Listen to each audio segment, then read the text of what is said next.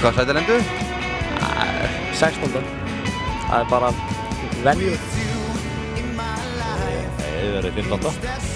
Við förum upp úr undanriðlinum og lendum í 18. sæti. 15. sæti myndi ég segja. Hvað finnst þér fram að Íslendinga þetta árið í Eurovision? Það ágætt svo sem. Mér bara finnst þetta ágættislag. Ertu búinn að heyra hin lögin? Ég slatta, ekki alveg öll en flest kannski. Eitthvað sem stendur upp úr?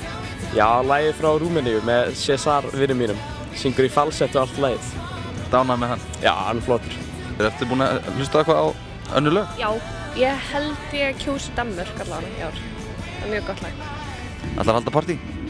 Ég fer í partí. Já, alveg örugglega.